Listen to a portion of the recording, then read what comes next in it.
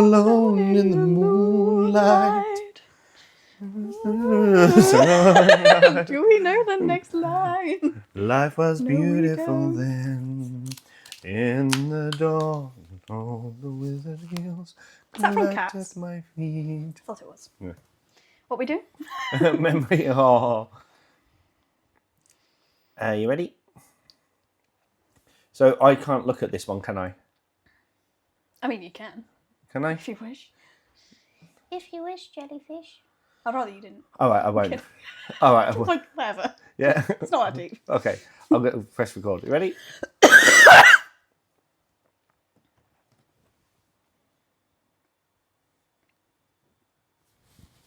Hello! And welcome to another special episode of Bonus Dad, Bonus Daughter. Just in case you forgot where we were. Forgot where you were. Why would I mention that? Because this episode is all about memory. All right, Darren Brown. Memories all alone We just in the sang that. moonlight.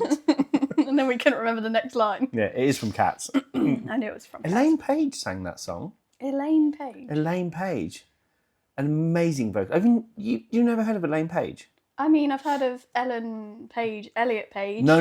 This is Elaine Page. Elaine Page. Elaine Page. Listen to her. Are they related? No. Oh. No. No. She's an amazing vocalist. Amazing vocalist. Okay. Did a lot of Andrew Lloyd Webber stuff.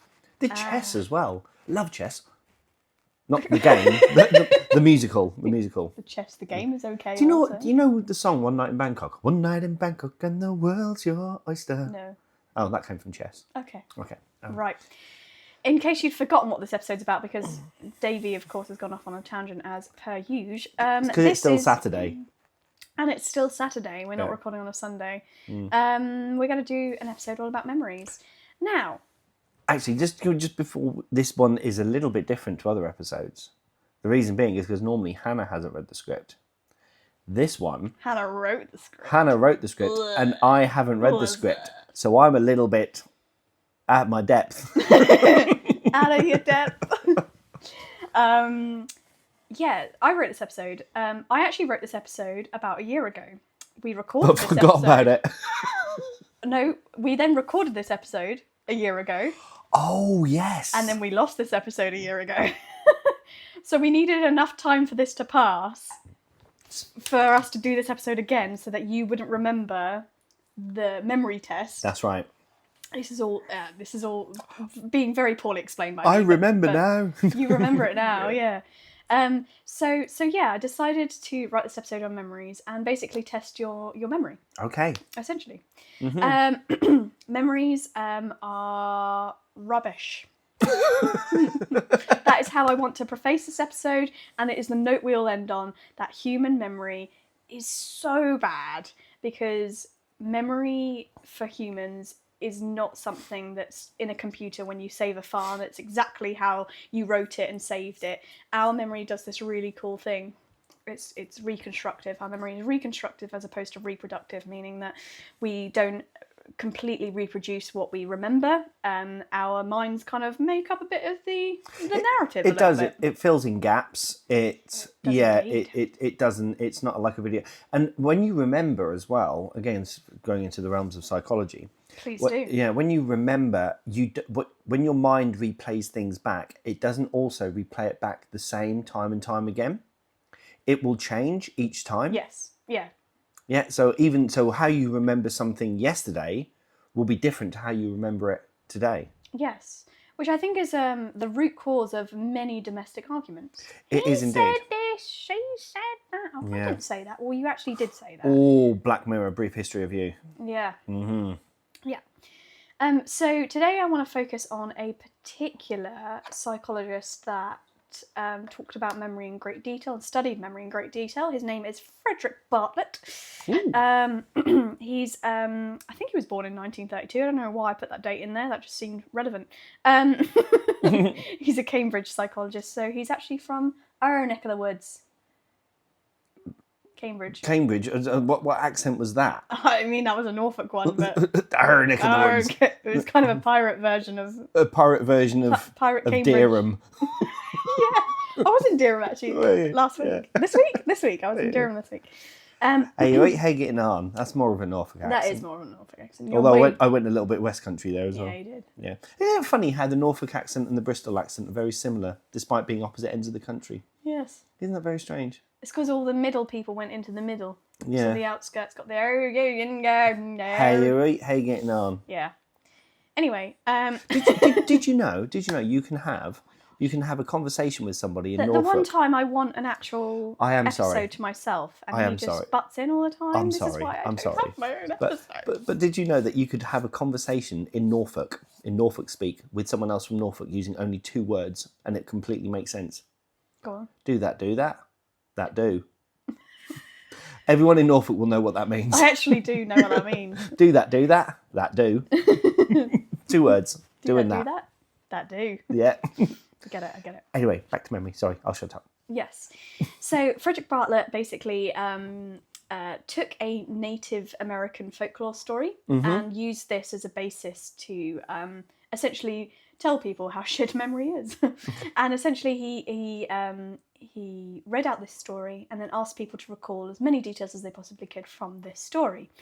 And I have that story here today. It's called War of the Ghosts. I will just caveat as well, just before you do this, that although I did do psychology, I did not do anything. I didn't really do a lot about memory, so I was not aware of this You were study. not aware of this? I do not know this study, so just want to But caveat. you did because we recorded this episode a year ago. Yeah, we did. But I didn't do But this. no, I didn't I know you study. didn't study I the didn't study. study the study on You didn't this. study the study on no, this. Yeah. I didn't. I didn't. But essentially, just to explain a little bit of background on the idea of this story is that it's actually supposed to be a little bit confusing. It's supposed to be difficult to remember. That's the design of it. And it basically the reason that it's complicated to remember and understand is because life is complicated to remember and understand as well. And our brain will fill in some of the gaps. And they call these schemas, which are basically like context cues of if for example I was going to tell a story about me going to a swimming pool, it's very likely that you would probably remember that I got a little bit wet from going in the swimming pool. Basically, that's kind of the kind of the thing. It would be odd if I went to a swimming pool and didn't get wet. You know, I'm putting this as plainly terms as possible. Yeah. But anyway, are you ready to hear? Yes. For the second time. For the second time. For the second time in 2 years. This story. So this is called War of the Ghosts. Are you ready? I am indeed. So Davey's not allowed to write anything down. No, He's not even allowed I to... will actually. I will just prove as well that my iPad is off and it's on the counter. The only preconceived idea that you have going into this is that you know I'm going to test your memory. So there's Yes. a part of Davey that you're going to think, right, I've got to try and remember these bits. Yes. So, which kind of actually makes this test a little bit pointless, but we're just going to do it anyway. It does, For funsies. But also, it's into, and again, like we said in the last episode, this is interesting about how people's minds work, because I've mentioned again in the previous episode about us not having an inner monologue and Yes. how my brain works and what I see and how I will visualize things rather than the words. So that's another kind of way in on this particular test. Yeah. Yes, indeed. Okay. Okay, go for it. Ready? Yes. This is called War of the Ghosts. One night, 2 young men from Ugulak went down to the river to hunt seals, and while they were there, it became foggy and calm. Then they heard war cries, and they thought, maybe this is a war party. They escaped to the shore and hid behind a log. Now canoes came up, and they heard a noise of paddles, and saw one canoe coming up to them. There were 5 men in the canoe, and they said, what do you think? We wish to take you along. We are going up the river to make war on the people. One of the young men said, I have no arrows. Arrows are in the canoe, they said. I will not go along. I might be killed. My relatives do not know where I have gone, but you, he said, turning to the other, may go with them. So one of the young men went, but the other returned home. And the warriors went up the river to the town on the other side of the Kamala. The people came down the water, and they began to fight, and many were killed. But presently the young man heard one of the warriors say, Quick, let us go home. The Indian has been hit. Now he thought, oh, they are ghosts. He did not feel sick, but he said that they had been shot. So the canoes went back to Ugulak, and the young man went ashore to his house and made a fire. And he told everyone and said, Behold, I accompanied the ghosts, and we went to fight. Many of our fellows were killed, and many of those attacked us were killed. They said I was hit, and I did not feel sick. He told it all, and then he became quiet. When the sun rose, he fell down. Something black came out of his mouth. His face became contorted. The people jumped and cried. he was dead. Mm-hmm. That's the end of the story. That's the end of the story. Yeah. Okay. Okay. So now I'm going to ask you Okay. a few questions. Go for it. Bearing in mind, you know that you had to try and remember some of this. Yeah. Okay. So what happened at the start of the story? Two men went down to the river to go hunting seals. Yes. Mm-hmm. Do you remember what the weather was? Foggy. And? Calm? It was foggy and calm. Very good memory. Where were the young men from? Uruguay. I can't remember what you said, but it sounded a little bit like Uruguay, but there was a lack in there as well. It was Ukulak, yes. Remember, my pronunciation of places is not the best. Why did they go to the river? To hunt seals. Yeah, they did. Most people would probably input something like fish, because seals aren't generally found in a river. So, Now, when you said that, I had the image of seals in my head. seals. Seals. Seals are cute, aren't they? They are cute. What did they hear that made them hide? They heard the sound of the canoes. Yes. They no, sorry. No, they didn't. They didn't. Not the noise of the canoes. That came a little bit later. Do you know what they heard? Rustling. No. But it's interesting that you put that because they hid behind a log. So that was your schema coming into play. Okay, They yeah. were like rustling. Oh, logs in leaves. Yeah. No, they heard war cries. They heard war cries. Oh, okay. War of okay. the ghosts.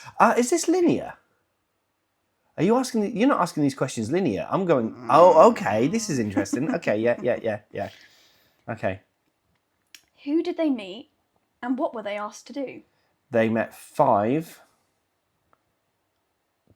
men, Yeah. and they were asked to go to battle or go to war. Yes. Yes. Okay. That's pretty much it. Yeah. Yeah.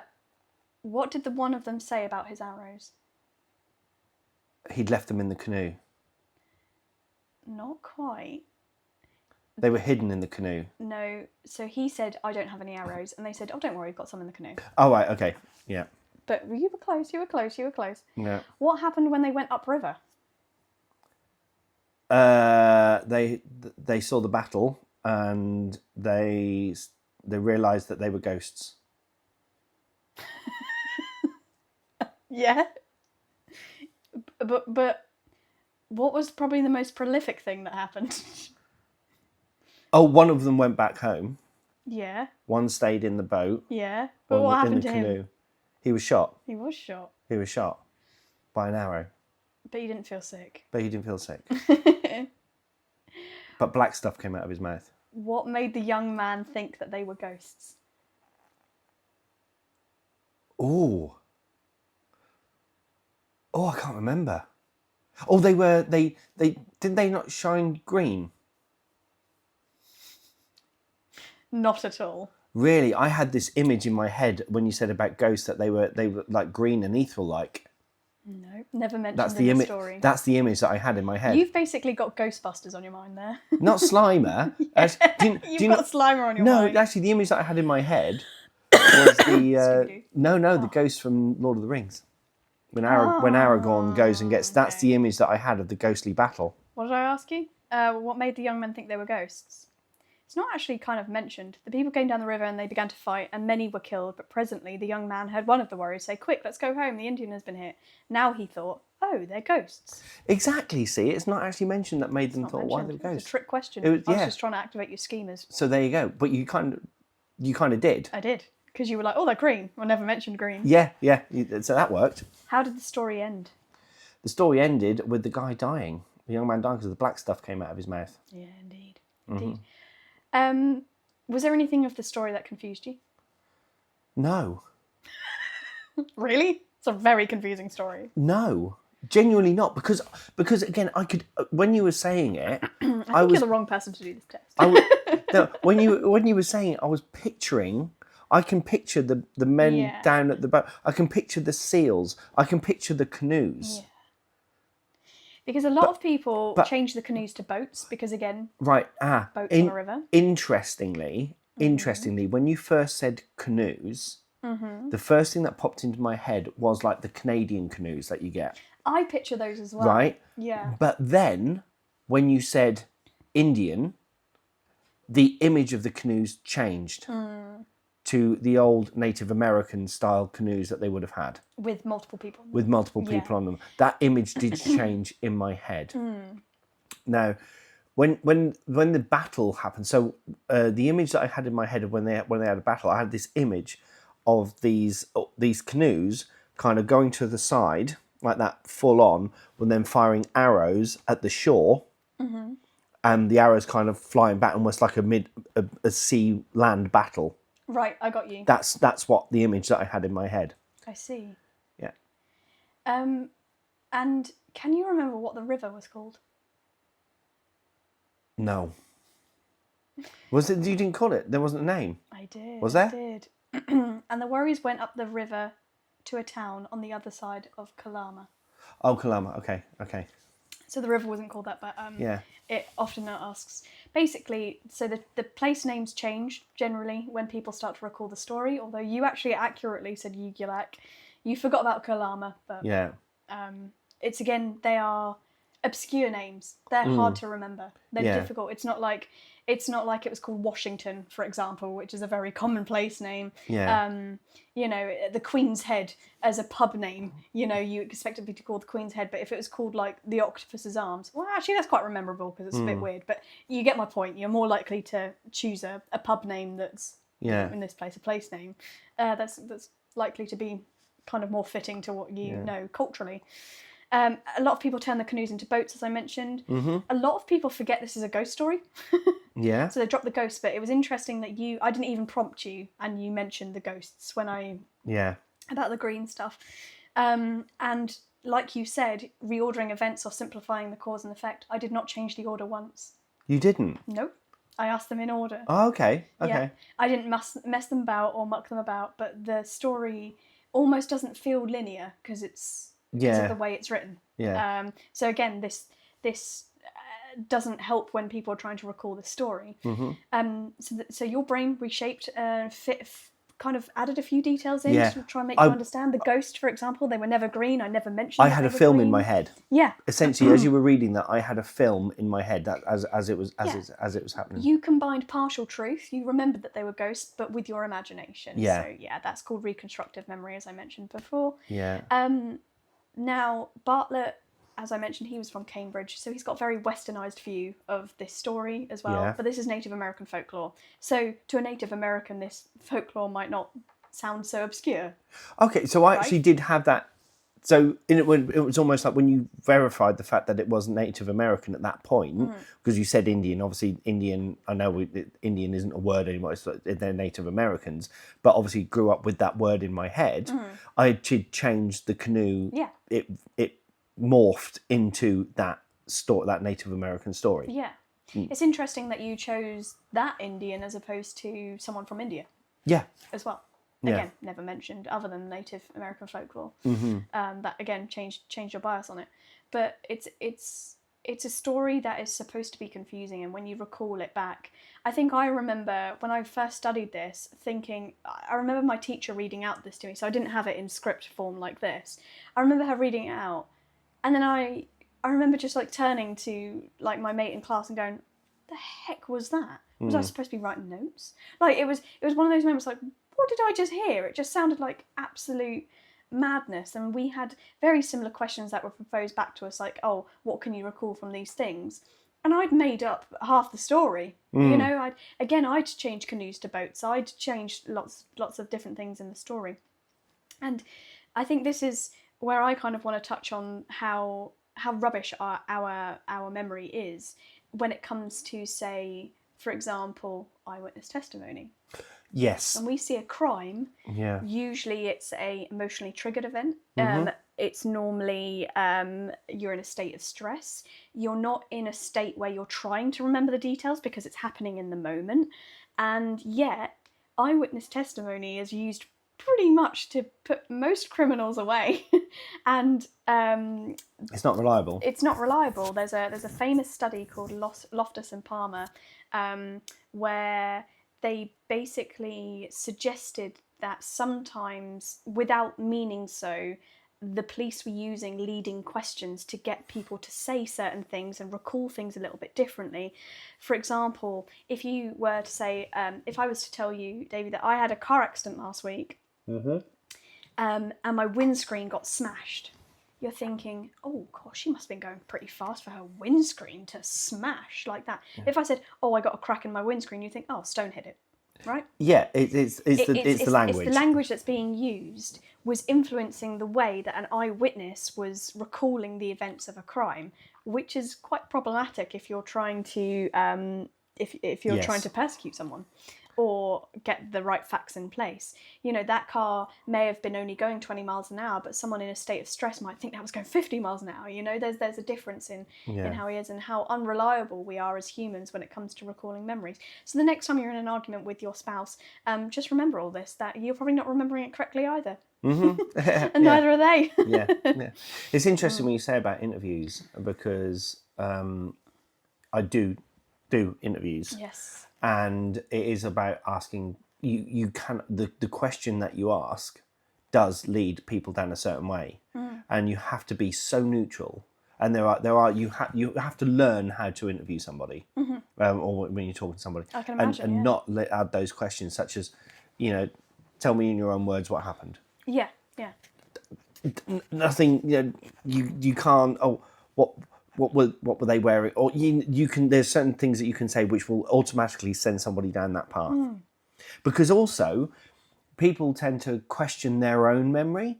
So if you ask a certain question a certain way, people will then think, well, actually, I remember it like that. But then you're thinking, well, no, I've remembered that wrong. So I'm actually going to almost subconsciously, unconsciously go down that route that I've just been because you don't want to be seen as a liar as well. Exactly. So you're reaffirming what that other person has said through language used, and it is completely unconscious. Yeah, it's unconscious on both parties. Sometimes I think. Yeah. You know, I'm not for one moment saying that the police are making people say things to prosecute someone. I'm not saying that at all. It's totally a subconscious word choices that lead us down certain routes. This story highlights that. You know, we were bringing in, just going back to the ghost you mentioned.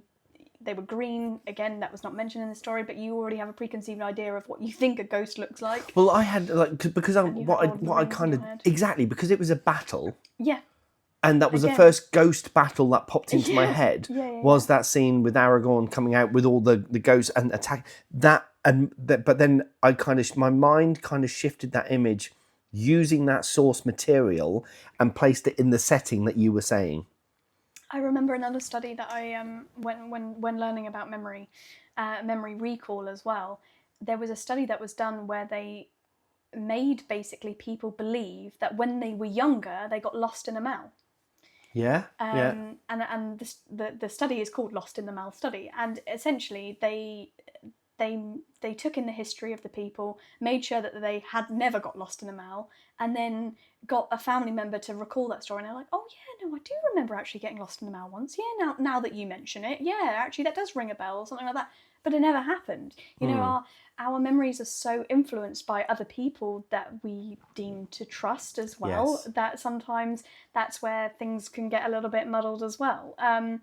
You know, when it comes to someone telling a story, you know, I could have ad-libbed and added a few bits into the story just to see if you'd pick up on them. I didn't, but I could have done, you know, I could have influenced that. And some people, again, do that subconsciously. Some people do it consciously, which is kind of quite manipulative in a sense. But, you know, if we think that everyone's lovely and everyone doesn't manipulate anyone's memories. There is famously Darren Brown, and I mentioned Darren Brown earlier on, there's a thing called neuro-linguistic programming. Yeah, NLP. Where you can actually get somebody to do something or say something by certain words that you say, because you're putting that intention into their head, and you can make... That's how a lot of mentalists do their job, isn't it? Yeah, and it's give you an example, right? If this is a very crude version of neuro-linguistic programming, but if I was to say to you, if I wanted you to draw a boat, right, I could turn around and say, I don't know. So I want you to think of an object, any object. Let that sail into your brain. Okay. You know, that object. Let that. You know, again, because I used the word sail. Yeah. Yeah. that's an idea of using neuro-linguistic programming. So I'm saying a certain word that puts in a roundabout kind of way an image into your head. It's more complicated than that, but that's a very crude way of saying it. A lot of example. a lot of mentalists, a lot of magicians use touch. So when they're pushing cards and they're asking you to make a choice, they'll go, which one, this one or this one, and they'll touch the one that you want. Again, this is in very crude terms. Yeah. Or if you haven't chosen the correct one, they will manipulate the board so it looks a little bit confusing. Like, oh, did that one just go with that pack, or did that one go in that pack? And a very clever way of kind of using how poor our memory is and how poor our attention span is as well. Yeah. To make it look like it's magic. Yeah. You know?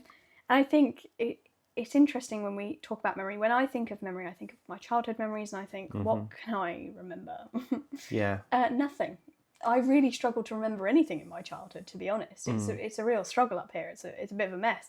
But it's strange how one person can perceive something, and then when you're told something else, you're like, oh, do you know what? I thought I was a bit older when that happened. Or, you know, I thought that happened when I was 15. I was only 10. Like, it just, you know, it's just silly little things like that. And you sometimes when your own memory is questioned like that, you do, I think you touched on this before, but you get a bit defensive. You're like, no, that's not how I remember it at all. And you think that your world is the most infallible world. Yeah.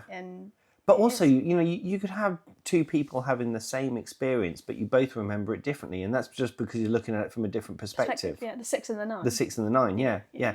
And, you know, you might be focusing on one aspect, and that's the biggest aspect of that, and someone else might be focusing on another aspect. But the interesting thing is, well, if you were to talk about that later on down the line, the two of you together, through your shared experiences, you will probably both come up with a completely different memory of that same event, which will then be a shared memory. False memory. A shared false memory of that event. Yeah. And that's kind of how it goes. One interesting test that you can do yourself as well, and I've done this not on purpose, but it's just kind of happened. You know, when you say about remembering something from your childhood, think about something that you maybe watched on telly when you were a kid. Could be, you know, something where you have a specific memory of how, I don't know, how amazing a program was, or something, and watch it now.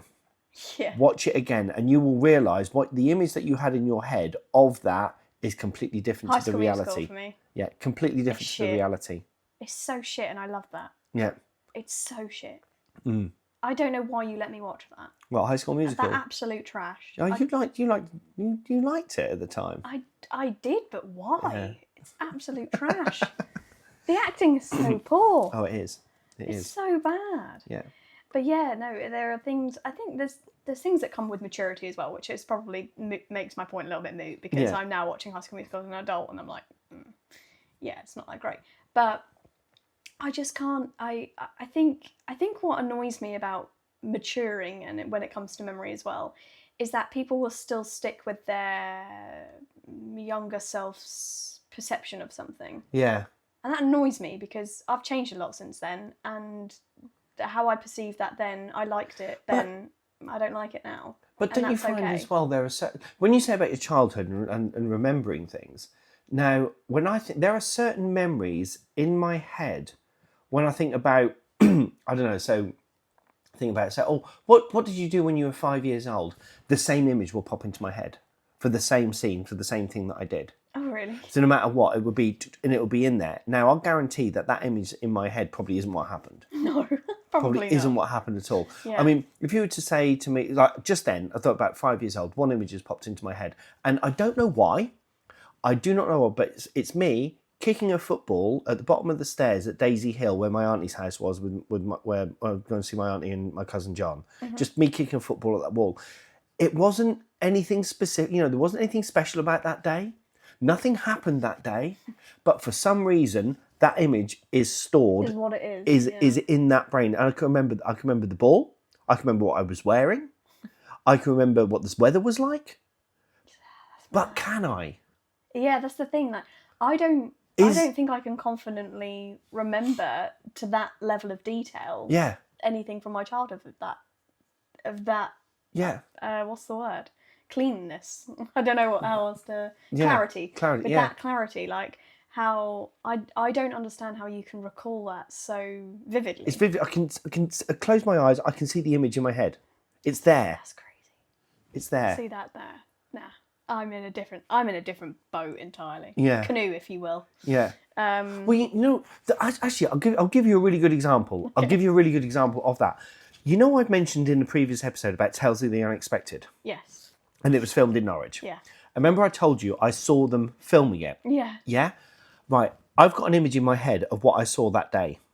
Now, I know it was a TV show and the camera's showing it from a different angle, but when I watched that scene a few months ago, it's probably longer than that, it's probably about 4 or 5 years ago, when I saw that scene again, that's not what I saw. Yeah. Yeah. That is not what I saw, what is in my head of that memory at all of what is on Tales of the Unexpected.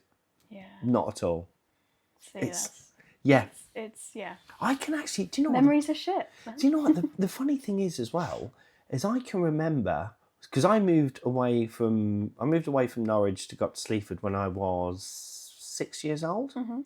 Now, my childhood memories of Norwich, up until I was 6, are much more vivid and there's more of them of that period of time of my life than what there is between 6 and 12. Is that because of your well-being at the time of experiencing the Norwich was easier to remember because it was, let's say the word, happier compared to... Oh, right, there was trauma. Yeah. I'm not. Yeah, sorry, I'm not trying to. I'm not yeah, trying to goat you here. What I'm trying to say is that I think there are a lot of factors that make memory retrieval difficult. Yeah. And trauma response is one of And them. I think that I probably have blocked out quite a lot. I wasn't trying to out you, but I was Yeah. also thinking there's probably an answer there. But Yeah. I struggle with a lot of my younger memories entirely, and I feel like I only really remember from you onwards. But again, it's like That's because you were happy. It's kind of like 6 onwards, and I'm like, oh, okay, like I can start to remember. Like I remember that time when we were crossing the road and you said go. And my God. When I thought you said go, cross the road, but you actually said no. Yeah. And I walked across the road. I honestly thought I you know when you have like and I remember thinking that you were upset with me. I was terrified. For not listening. No. But that's not what happened. I just didn't hear you properly. No, I was not upset with you. I was terrified. I thought you were going to die. Yeah. But the funny thing is about that is that, you know, you have the fight or flight response, flight, fight or freeze. Normally, I am a kind of fight response with things. You froze. I froze. Yeah. I literally froze. I did not know what to do. I had like worst case scenario in my head, and how that car missed you, I do not know to this day. I honestly thought you were gone. Yeah. And that's a traumatic experience ingrained in my head. Yeah. I remember that memory very clearly, thinking that I was going to be in trouble. No, you weren't in trouble. I was terrified. Yeah. But I think you must have realised that I didn't hear you properly. Oh yeah, I did. I would never have normally done that. I wouldn't have gone against what you'd said. There was no need for me to have gone against what you said. But I remember my response, my trauma response to that was, I've done something wrong. And I hadn't, you know? Do you know what my trauma response to that was? I think every time after that I picked you up and carried you across the road. I think you did, yeah. Up until I was like 15. Like... I remember your mum telling me at one point, she was like, doing that. "You got to stop picking her up and carrying her across the road." I was like, "But she's gonna die." It's nice you cared. Yeah. But yeah, it's interesting how I think how childhood memories. I think that's probably a topic of conversation for another episode entirely, because we could go on. But yeah, I think there are certain. That's what I mean when it comes to eyewitness testimony and things like that. You are in a trauma response state generally when you've witnessed a crime. It's normally pretty bad. So anything from it might not even be crime. I'm you know, it could be a natural disaster. It could be anything like that. It doesn't necessarily mean that something's done something wrong. It's just traumatic to you. Yeah. But you've forgotten what you were going to say now, haven't you? No, actually, I thought I'd just move on to kind of how we can improve our memories. Okay. I thought we could touch on a few like quick tips. Okay. Yeah. If anyone listening and wanting to improve their memory. So memory works in 3 ways. You encode. It's very kind of very computery ish. Yeah. You encode, you store, and then you retrieve. So encoding is when it's happening with you. You're experiencing this thing, and it's essentially making the pathways in your brain. It's essentially making the memory. The memory is forming in your brain.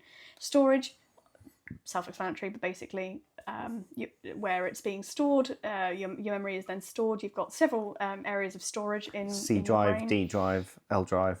Well, let's use computer terminology Yeah. because you've got the conscious, the subconscious, and then you've got the nitty-gritty stuff that you try not to remember. Right. The vault. The vault. The vault. Yeah. So there are also apparently three areas. Memories that come immediately to your mind are more likely to be in your conscious. This is something like 2 + 2 is 4. Just native kind of primal memory, things like that. The stove is hot, me no touchy, Bernie. That's kind of your primitive memory responses there. And one of the first one of the first responses that we're born with is the falling response. Yeah. So when you're a child, you will see children put out their arms even though they've never fallen over before, but they still instinctively do that. That's kind of one of them kind of memories that sit there, very very quick to grab hold of from the retrieval storage facility of your brain. Then you've got your kind of your mid-range ones. This is like your telephone number. I remember every single bloody mobile phone number I've ever had in my life. And it really annoys me. Don't say them outside. 01603 613 485. Why are you saying that one? I hope that's an old number that no It's one an old has. number that doesn't exist Right. anymore. You can't keep. That's Give your number a out. number from when I was 5 years old. Yeah. It's still in there. It's still in there. Why are they still in there? This is any memories that in Inside Out, for example, any auto glass repair, auto glass replace, any of those like memories, that's where they all fall in there. Those stupid memories that you don't need immediately, but they're just fucking in there and are niggly and annoying. Like, go compare, Calgon, washing machines last longer with Calgon. They're all in there. They're all there. And then you've got the vault. 0800 00 1066. Why do we remember that? Yeah.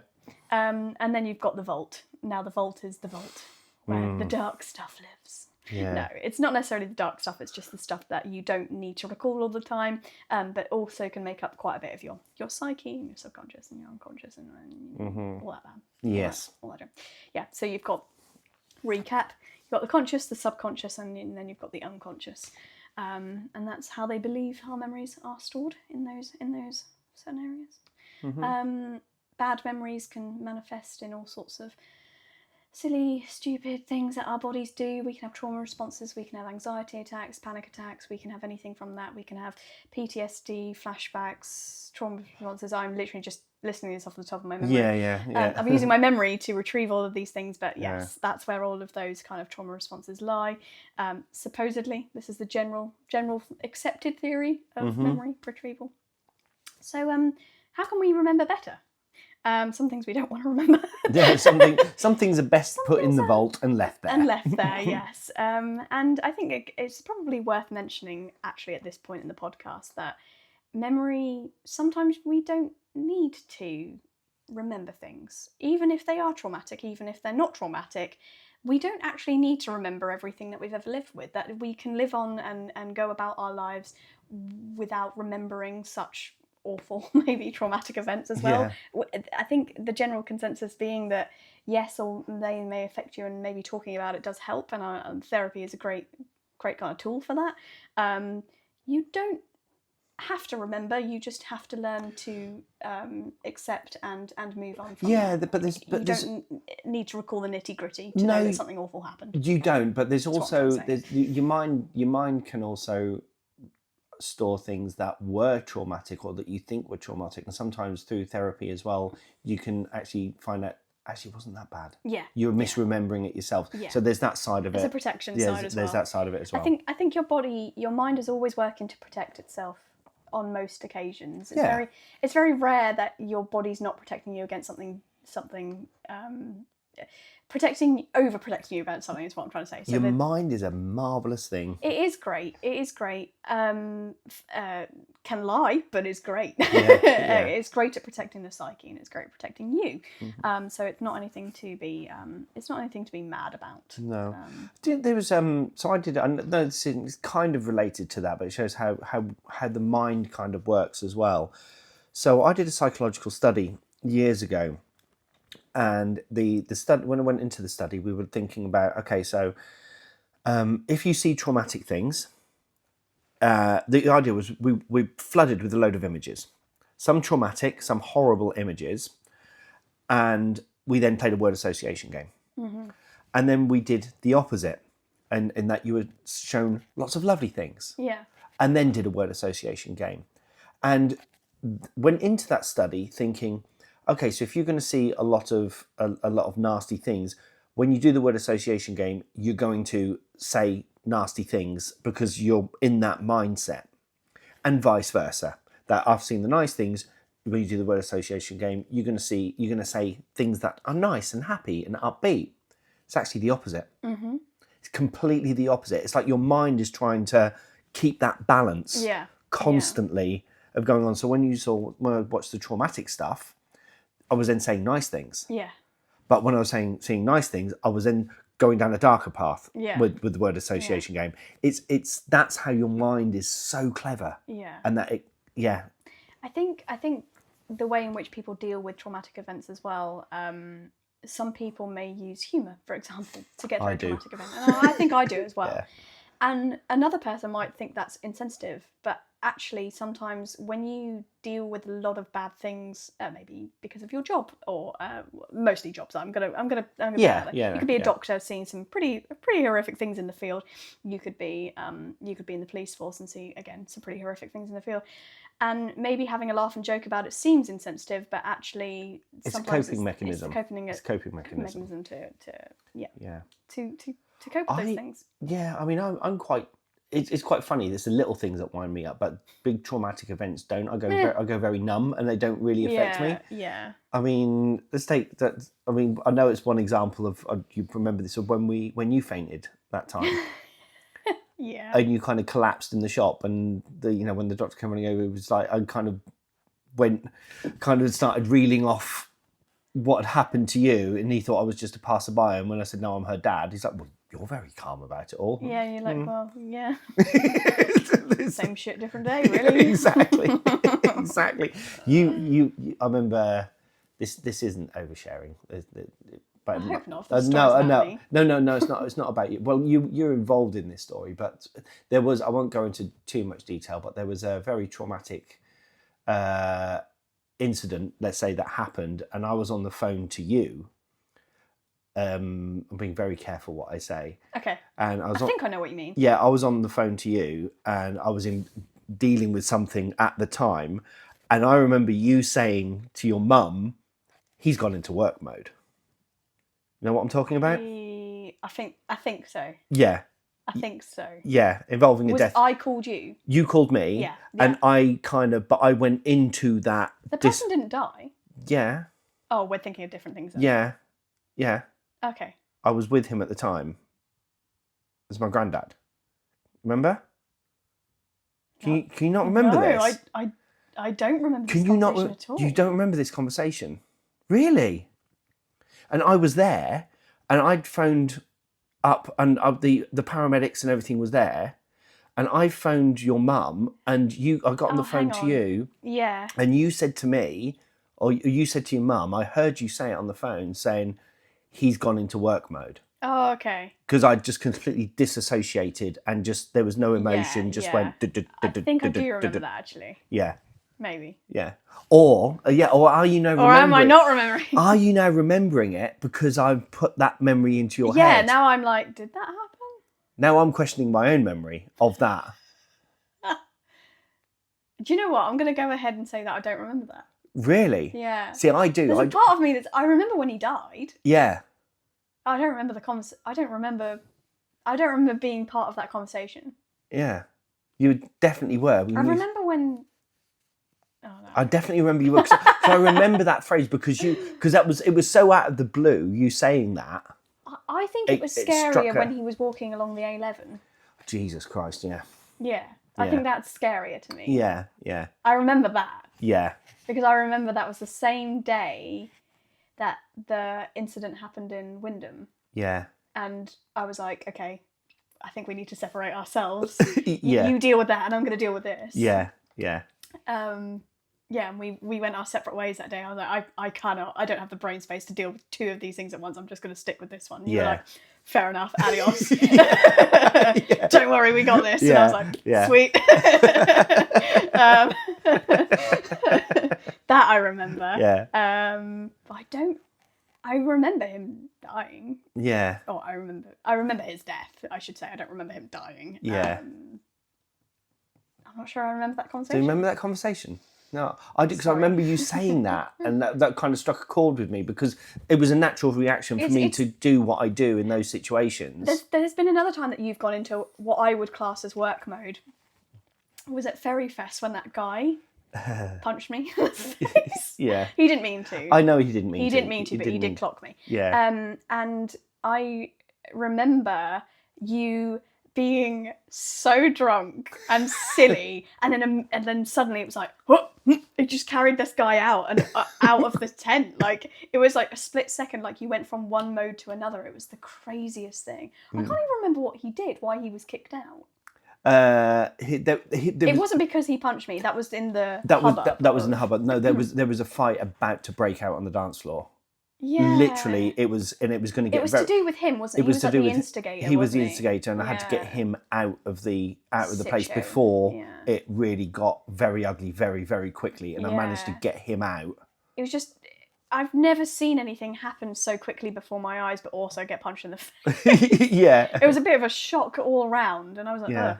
I remember the ambulance guy looking over me, and I was like, look, I feel fine, but I was also very drunk myself. Yeah. I was like, I feel fine. I remember saying that. I was like, feel fine, but it was just like a bit of a shock just being hit. I guess I just wasn't expecting being hit, but yeah, very strange. No, I just had to remove him from the situation. Yeah, before it got in drunk mode. You were not in drunk mode. You went into work mode from drunk mode very quickly. Yeah. Like a split second had passed, and it was like boom, boom, boom. It's like, oh. But then it went straight back to drunk mode again. Yeah, you did. Yeah, I'm pretty certain you did. Yeah. It's like, all sorted. Let's party. So anyway, I was going to talk about tips for remembering information. Sorry. Which is fine, and then we'll wrap up. So there are a few ways that you can try and remember things easier. You actually touched on this one, so I'm going to go to the bottom one first, which is tell a story. Our brains make up a narrative.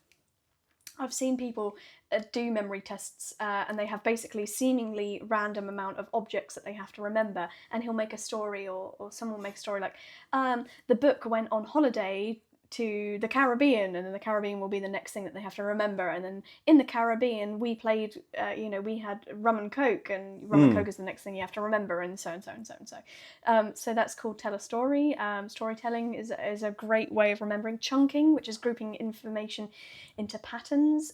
This is something that I tend to do myself, I think, because I see patterns in a lot of things. I find that very comforting, and therefore I buff things together. In my head, numbers have certain patterns when I'm trying to remember and recall PIN numbers, telephone numbers, anything numerical. I chunk into groups mathematically. I don't know why I do that. I just do.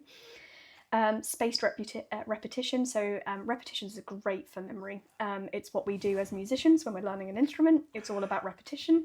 Yeah, muscle memory's a thing. Muscle memory is absolutely a thing, but just general repetition of words, sounds, anything like that is really good for memory recall.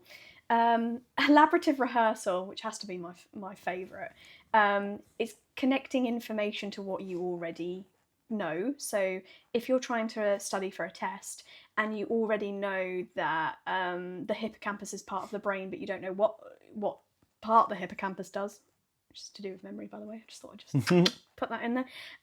You can kind of combine it with information that you already know. And I think the way I like to think of elaborative rehearsal is that you're rehearsing for a play, but you don't know all the parts. So you know that one bit of the play, and then you just slowly and build your foundation. So you got your foundation and you build up to it. And that is how modern schools work. They start you with a foundation and they build on what you already know. That's how kind of academia works.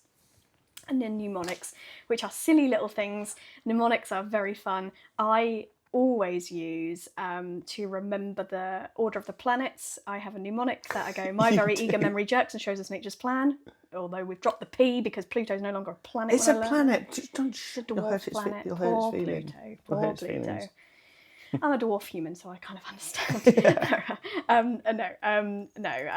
Mnemonics are a really fun way of remembering and recalling information as well. So yeah, I think a lot of people use mnemonics for spelling because big elephants can't always understand small elephants. Yeah. To remember the word because, I remember using that one quite a lot. I can spell because now. Yeah. To spell the word necessary, I think of one collar, two sleeves. I one always C, two S's. Necessary and decision. They're the two words I can never spell. Decision. I can't spell definitely without having to really think about Defiantly.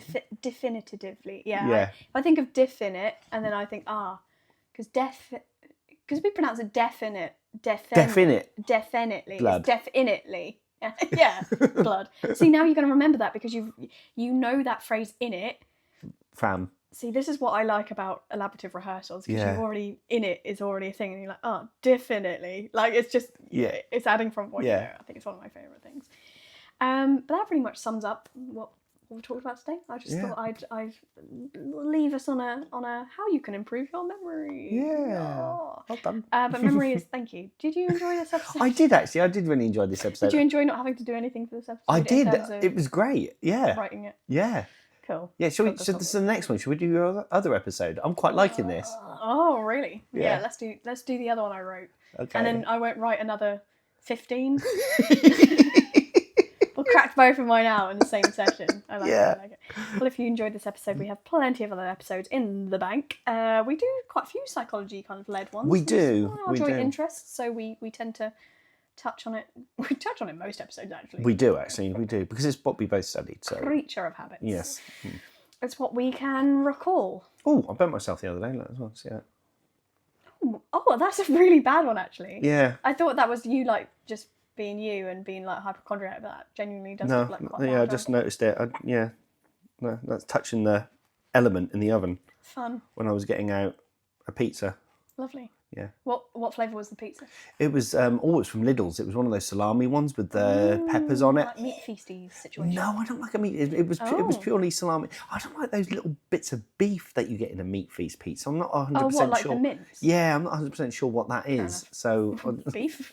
yeah, Presumably. is it though? Horse. Is it though? Is it beef? Well, from Lidl, it's probably like antelope. Sorry. Antelope. No, but I like the salami, and I had that on the top. And your mum had one of those little mini, because she eats the vegetarian ones. Yeah, not a quiche. A quiche. A quiche. No, she had the Picture askew. buffalo mozzarella one. As well. So she had a cheese pizza. She had a cheese pizza. Yeah, Understood. Yeah. Boring. If you enjoyed this episode, we have plenty in the bank, and have a lovely day. Cue the outro. I just remembered on the last episode I said bye-bye. I didn't say cue the outro. You didn't? Yeah, that's fine. I went back to bye-bye. Bye-bye. So yeah, shall we do the live questions as one more? Yeah. Yeah. And then, because actually, Wonders of the World, I do need to look at that and redo that because there's a lot missing off that one. Okay. Because Wonders of the World, I thought we could turn that into 2 episodes. So we've got the ancient Wonders of the World and then the modern Wonders of the World. Okay. So we've done memory, music, media. I'm trying to remember to put these in there. Did we do the Jack the Ripper episode? Did we? No, we didn't. Oh, I've started an idea for the next D&D one. I think I saw that. What's that? The D&D one? No, I've not put it down anywhere. Where did I put live questions? I think you called it Untitled Episode. Untitled document. Oh, I did. How did you know that? Because I opened it and then went, oh, and closed it again. Oh, yeah. I was like, I thought, have I started doing something and not? Oh.